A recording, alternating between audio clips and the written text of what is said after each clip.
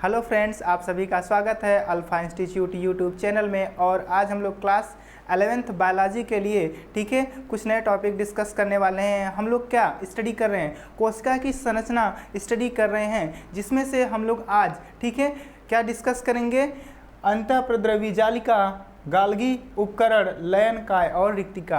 ये 4 टॉपिक हम लोग क्या करने वाले हैं, आज के लेक्चर में डिस्कस करने वाले हैं। ठीक है, तो एक एक करके हम लोग क्या करेंगे, सभी टॉपिक को डिस्कस करेंगे। क्योंकि देखिए ये जो चैप्टर है कोशिका जीवन की इकाई, अब इसमें क्या करना है, सभी कोशिकांगों के बारे में हम लोगों को स्टडी करना है। तो एक ही लेक्चर में क्या करेंगे, अगर हम कवर करेंगे तो बहुत बड़ा लेक्चर हो जाएगा। इसलिए हम लोग क्या करेंगे, कुछ कोशिकांग को यहाँ पे, फिर कुछ कोशिकांग को अगले लेक्चर में क्या करेंगे, डिस्कस कर लेंगे। ठीक है, तो आज के लेक्चर में हम लोग क्या करेंगे, ये 4 कोशिकांग क्या करने वाले हैं, डिस्कस करने वाले हैं। ठीक है, तो आइए स्टार्ट करते हैं। सबसे पहले हम लोग डिस्कस करेंगे अंतःद्रवी जालिका। अंतःद्रवी जालिका, ठीक है। देखिए इसे इंग्लिश में क्या कहा जाता है, एंडोप्लाज्मिक रेटिकुलम कहा जाता है। एंडोप्लाज्मिक रेटिकुलम, एंडोप्लाज्मिक रेटिकुलम कहा जाता है। ठीक है, इसको जालिका कहते हैं क्योंकि इसकी जो संरचना होती है जाल के जैसी होती है। ठीक है, अंतःप्रद्रवी जालिका की खोज सबसे पहले E.R. पॉर्टर, ठीक है, कौन से वैज्ञानिक, कौन से साइंटिस्ट, E.R. पॉर्टर ने किया था। ठीक है, अंतःद्रवी जालिका की खोज E.R. पॉर्टर ने किया था। अंतःद्रवी जालिका कहाँ पे स्थित होती है, आपने सामान्यतः केंद्रक की संरचना स्टडी की है। ठीक है, और आपको पता है कि केंद्रक कला से ही क्या होता है, अंतःद्रवी जालिका का निर्माण होता है। ठीक है, केंद्रक कला से ही क्या होता है, अंतःद्रवी जालिका का निर्माण होता है। ठीक है, आप देख रहे हैं यहाँ पे यह जो संरचना है, यह किसकी संरचना है, अंतःद्रवी जालिका की संरचना बनाई जा रही है। ठीक है, इस प्रकार से क्या होता है, केंद्रक कला से जुड़ा हुआ अंतःद्रवी जालिका होती है। यह क्या है, केंद्रक है, और केंद्रक कला से किसका निर्माण होता है, E.R. एंडोप्लाज्मिक रेटिकुलम का निर्माण होता है। ठीक है ना, तो इसकी जो बाहरी कला होती है, देखिए केंद्रक में 2 कला होती है, एक अंदर वाली और एक बाहर। तो बाहरी कला क्या कर रही है, अंतःद्रवी जालिका का निर्माण करती है। ठीक है, समझ में आया। देखिए जो अंतःद्रवी जालिका होती है इसमें 3 प्रकार की संरचनाएं होती हैं। एक होती है नलिका, और दूसरा होता है सिस्टर्नी, ठीक है, और एक होता है वेसाइकल।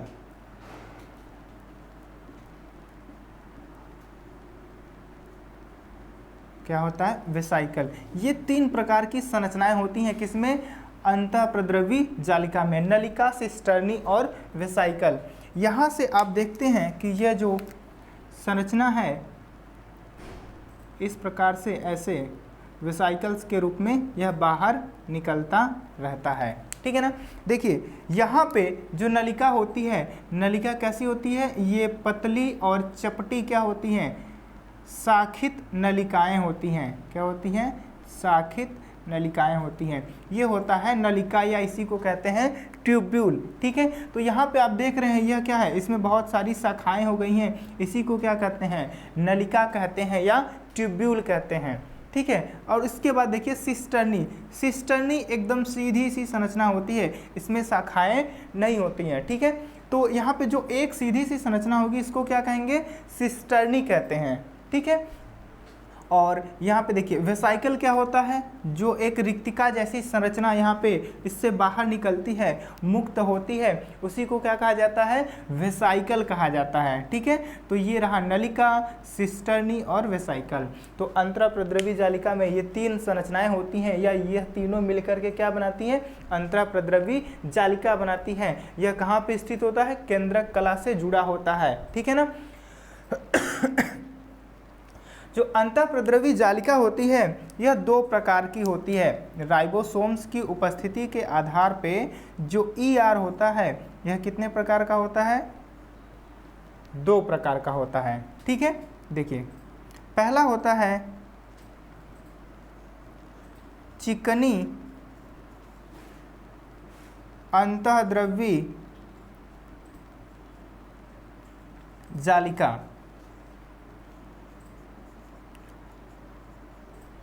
ठीक है, और दूसरा होता है खुरदुरी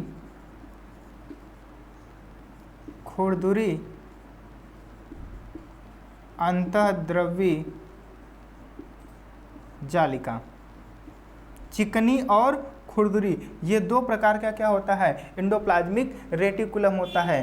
देखिए जब क्या होता है इसके सतह पे, ठीक है, एंडोप्लाज्मिक रेटिकुलम के सतह पर राइबोसोम्स के कण उपस्थित होते हैं। किसके कण?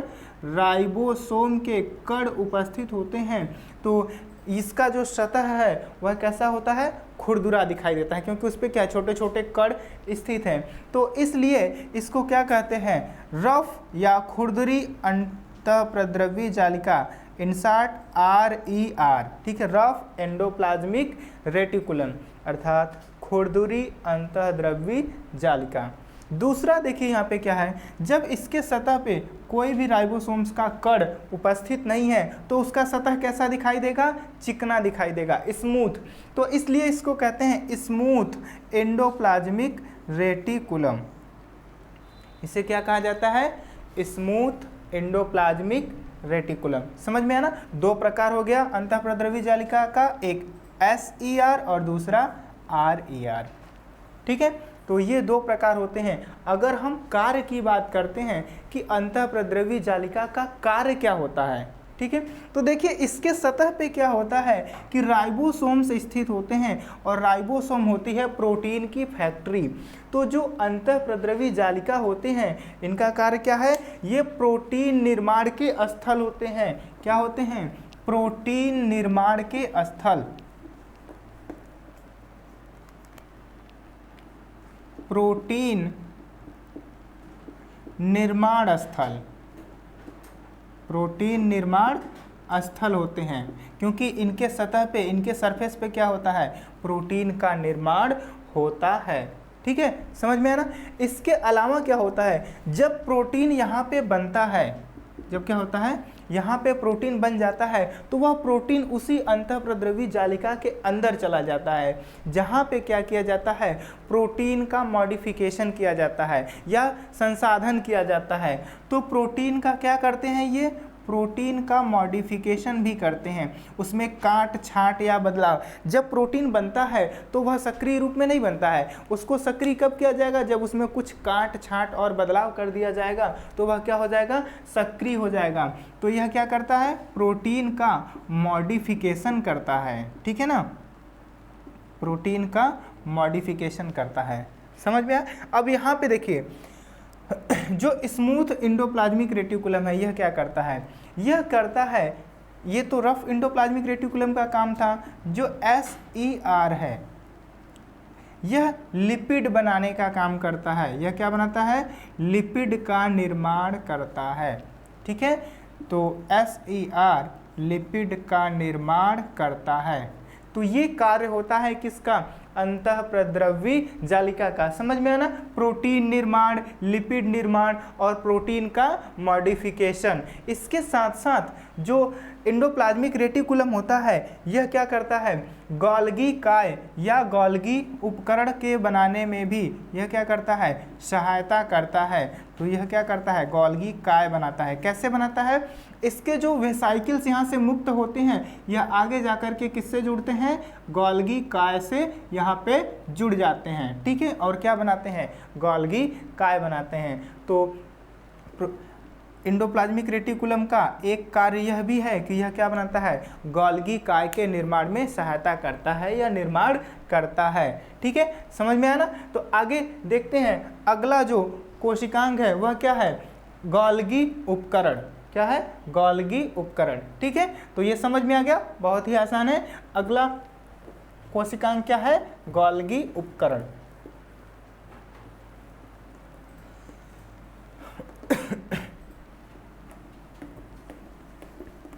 तो नेक्स्ट गोल्गी उपकरण।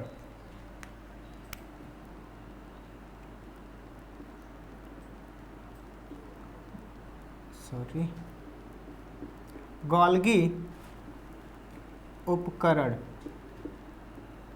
देखिए इसे गोल्गी उपकरण या इसी को गोल्गी काय कहते हैं या इसी को गोल्गी सोम भी कहते हैं। क्या कहते हैं? गोल्गी सोम। ठीक है, तो गोल्गी उपकरण का इंग्लिश क्या होता है? गोल्गी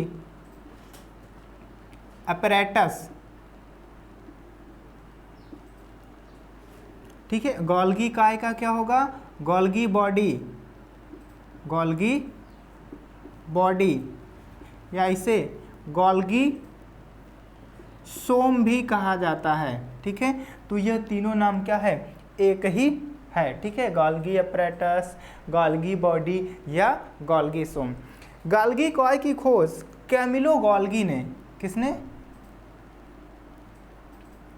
कैमिलो गोल्गी ने 1898 में किया था। ठीक है, तो कैमिलो गोल्गी ने गोल्गी काय की खोज की थी, इसलिए इसका नाम क्या रखा गया है? गोल्गी काय या गोल्गी अपैरेटस, क्योंकि इसकी खोज किसने की थी? कैमिलो गोल्गी ने की थी। ठीक है, तो सामान्यतः अगर आप बात करते हैं कि गोल्गी काय कहाँ पे पाया जाता है, तो यह कहाँ पे, जो जंतु कोशिकाएं होती हैं उसमें भी पाया जाता है, जंतु कोशिका में भी, और किसमें? पौधों की कोशिकाओं में भी पाया जाता है। लेकिन पौधों की कोशिकाओं में इसकी छोटी छोटी संरचनाएं पाई जाती हैं जिसे डिक्टियोसोम कहा जाता है। तो पौधों में इसे क्या कहते हैं? डिक्टियोसोम कहते हैं। चलिए इंग्लिश में देख लीजिए, डिक्टियोसोम। पौधों में इसको क्या कहते हैं? डिक्टियोसोम कहा जाता है। तो आप अगर संरचना देखते हैं गोल्गी काय की संरचना, तो इस प्रकार से देख सकते हैं। मान लीजिए यह क्या है? कोशिका है, और कोशिका में यहाँ पे केंद्र में क्या होता है? केंद्रक होता है। तो यहाँ पे आप देखेंगे कुछ डिस्क जैसी संरचनाएं यहाँ पर स्थित होती हैं। कैसे? डिस्क के जैसी संरचनाएं यहाँ पे इस प्रकार से आपको दिखाई देती हैं। ठीक है, यह क्या होता है? यही होता है गोल्गी अपैरेटस। इसमें क्या होता है? डिस्क जैसी चपटी संरचनाएं। ठीक है, कैसी? डिस्क के जैसी चपटी संरचनाएं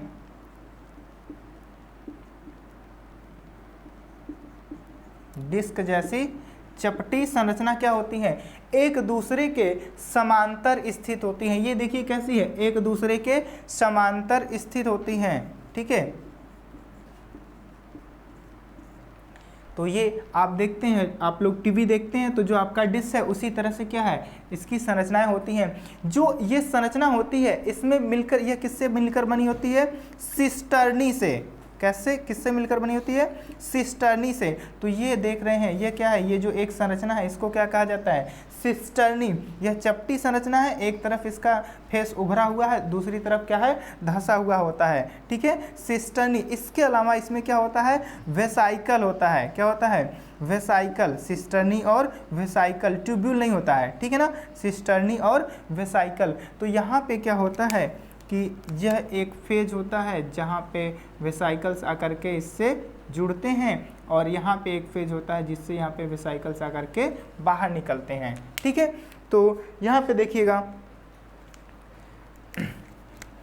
यहाँ पे अंतःप्रद्रव्य जालिका होती है केंद्रक से जुड़ी हुई, और यहाँ से ये वेसाइकल्स निकलते हैं और आकर के यहाँ पे इससे जुड़ते हैं। तो देखिए इसमें जो केंद्रक की तरफ वाला जो भाग होता है, जो उभरा हुआ होता है, उसको क्या कहते हैं? इसे कहते हैं सिस फेस। क्या कहते हैं? सिस फेस या निर्माण सतह कहते हैं। यह कौन सा है? निर्माण सतह कहलाता है। ठीक है, और यहाँ पे देखिए दूसरा सतह जो कोशिका कला की ओर होता है, बाहर की ओर होता है। ठीक है, जो अंदर की तरफ धंसा होता है, इसे परिपक्व सतह कहते हैं या परिपक्वन सतह कहते हैं। ठीक है, मैच्यूरेशन फेज। दो फेज है, नीचे वाला केंद्रक की ओर निर्माण फेज और ऊपर क्या है, परिपक्व सतह होता है। ठीक है, समझ में आया।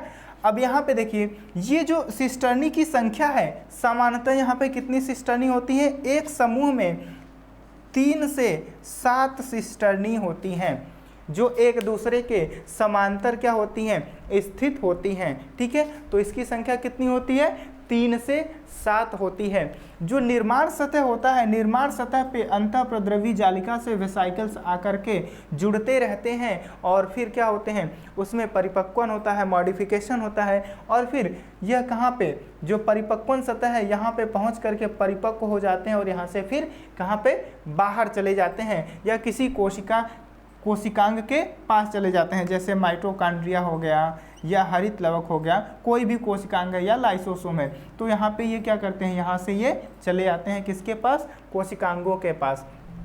ठीक है, तो इस प्रकार से ये क्या होती है, गोल्गी काय की संरचना होती है। ठीक है, समझ में आया। देखिए यहाँ पे जो अंतःप्रद्रवी जालिका है, इसमें प्रोटीन बना, वेसाइकल में पैक होकर के आया और यहाँ पे गोल्गी काय के पास आ गया। फिर गोल्गी काय क्या करता है, उसमें मॉडिफिकेशन करता है, कार्बोहाइड्रेट जोड़ता है और उसके बाद क्या करता है, उसकी मॉडिफिकेशन करने के बाद, पैकिंग करने के बाद क्या करता है, यह निर्धारित करता है या दिशा निर्देश देता है कि इस प्रोटीन को लाइसोसोम के पास जाना है या माइटोकॉन्ड्रिया के पास जाना है या हरित लवक के पास जाना है। ठीक है, जिस तरह से ट्रैफिक पुलिस काम करता है, ठीक है, चौराहे पे खड़े होकर के कि यह कार इधर जाएगी उसको डायरेक्शन देगा और यह बाइक इधर या ये ट्रक इधर, ये बस इधर डायरेक्शन देता है, उसी प्रकार से गोल्गी काय का भी काम होता है कि कौन सा प्रोटीन किस कोशिकांग के पास जाएगा, उसका वह निर्धारण करता है या नियंत्रण करता है।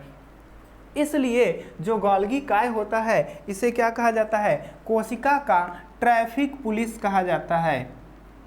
इसलिए गोल्गी काय को क्या कहते हैं, कोशिका का ट्रैफिक पुलिस कहा जाता है। ठीक है, तो ये ट्रैफिक पुलिस की तरह कार्य करता है, इसलिए गोल्गी काय को क्या कहते हैं, कोशिका का ट्रैफिक पुलिस कहते हैं। ठीक है, समझ में आना। आगे देखिए गोल्गी काय का क्या कार्य होता है। एक तो हमने अभी बात की कि यह किसकी तरह कार्य करता है, ट्रैफिक पुलिस की तरह कार्य करता है। ठीक है, तो यह किसकी तरह कार्य करता है, पहला कार्य हो गया ट्रैफिक पुलिस। दूसरा देखिए यह क्या करता है, यह क्या करता है, जो प्रोटीन होता है ना, प्रोटीन में क्या करता है, कार्बोहाइड्रेट को जोड़ता है, तो यह क्या करता है, ग्लाइकोसाइलेशन करता है। इस प्रोसेस को क्या कहते हैं, ग्लाइकोसाइलेशन। तो यह क्या करता है, जो प्रोटीन होता है, यह मान लीजिए प्रोटीन है, प्रोटीन में क्या जोड़ देता है, कार्बोहाइड्रेट जोड़ देता है। क्या जोड़ देता है, कार्बोहाइड्रेट। कार्बोहाइड्रेट जोड़ने का काम करता है। ठीक है, और इस प्रक्रिया को क्या कहते हैं, ग्लाइकोसाइलेशन कहते हैं। तो यह प्रोटीन का ग्लाइकोसाइलेशन करता है, कौन, गोल्गी काय। ठीक है, नेक्स्ट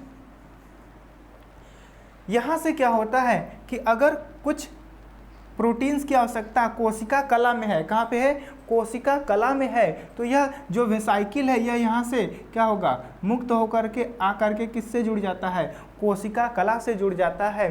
तो गोल्गी काय इस तरह से क्या करता है, कोशिका कला का भी निर्माण करता है।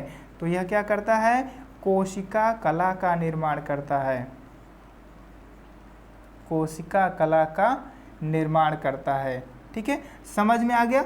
गोल्गी काय का कार्य क्या होता है, ट्रैफिक पुलिस की तरह कार्य करता है, प्रोटीन का ग्लाइकोसाइलेशन करता है और क्या करता है, कोशिका कला का निर्माण भी करता है। ठीक है, समझ में। तो ये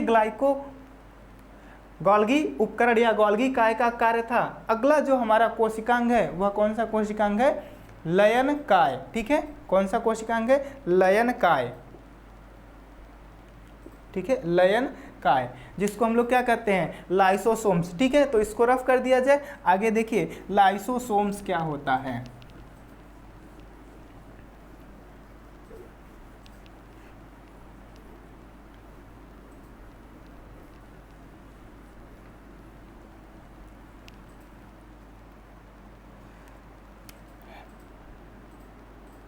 लयनकाय, ठीक है। लयनकाय को क्या कहते हैं इंग्लिश में? लाइसोसोम कहते हैं, लाइसोसोम, ठीक है। देखिए जो लयनकाय है या लाइसोसोम है, यह सामान्यतः जंतु कोशिका में पाया जाएगा। किस में पाया जाता है? जंतु कोशिका में पाया जाता है, ठीक है। लेकिन कुछ पौधों की कुछ कोशिकाओं में पाया जा सकता है, ठीक है, लेकिन सभी में नहीं पाया जाता है। तो मुख्यतः यह किस में पाया जाता है? जंतु कोशिका में पाया जाता है, पौधों की कोशिकाओं में नहीं होता है, ठीक है। जो लयनकाय है या लाइसोसोम है, इसकी खोज डी डुवे ने, किसने की थी? डी डुवे ने की थी, ठीक है। तो लाइसोसोम्स की खोज डी डुवे ने की थी। तो यह बहुत ही सरल प्रकार की संरचना होती है, इस तरह से जैसे रिक्तिका होती है, एक कोशिका कला से घिरी हुई संरचना होती है, और इसके अंदर क्या पाए जाते हैं? डाइजेस्टिव एंजाइम पाए जाते हैं, ठीक है। यह क्या है? लयनकाय है या लाइसोसोम है, लाइसोसोम, और इसके अंदर क्या उपस्थित होता है? डाइजेस्टिव एंजाइम, डाइजेस्टिव एंजाइम उपस्थित होता है, ठीक है। और ये हाइड्रोलिटिक एंजाइम है जिसके लिए किसकी आवश्यकता होती है? जल की आवश्यकता होती है। तो ये जल की उपस्थिति में ही काम करते हैं ये एंजाइम, ठीक है ना। तो यह देखिए सामान्यतः कहाँ पे पाया जाएगा? जंतु कोशिका में। इसका कार्य क्या होता है लाइसोसोम का? इसमें बहुत सारे डाइजेस्टिव एंजाइम हैं जो क्या करते हैं? प्रोटीन को पचा देते हैं। किसको? प्रोटीन को पचा देते हैं। प्रोटियोलिटिक एंजाइम है। कार्बोहाइड्रेट को पचा देते हैं। किसको पचा देंगे? कार्बोहाइड्रेट को पचा सकते हैं, लिपिड को भी पचा सकते हैं, ठीक है।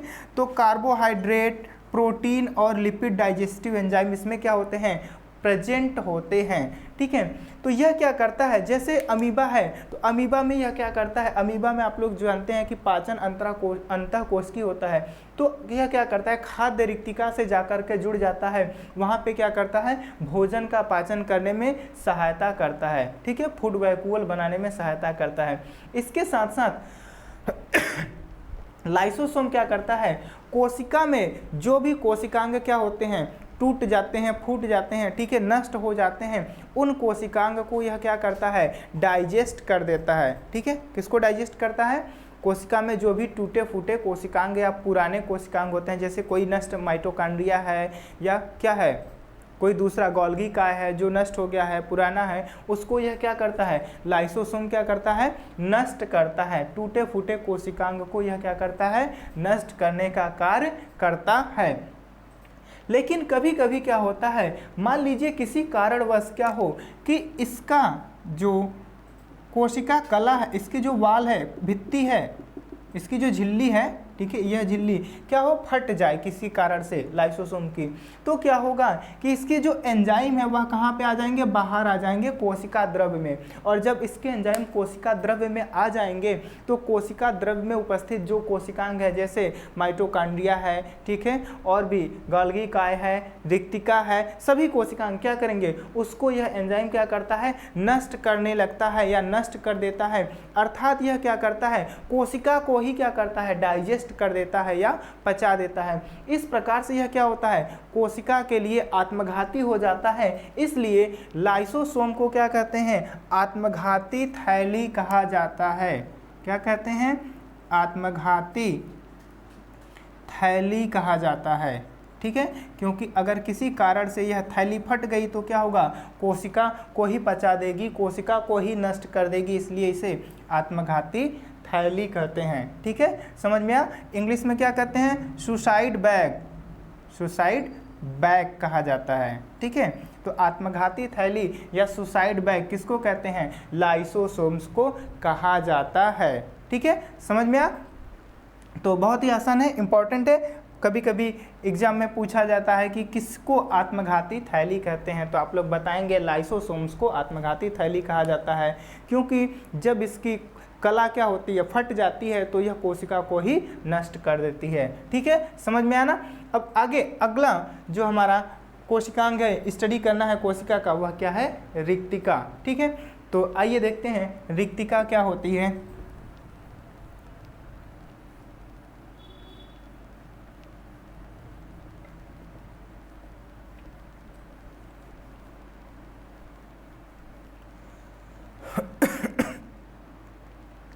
रिक्तिका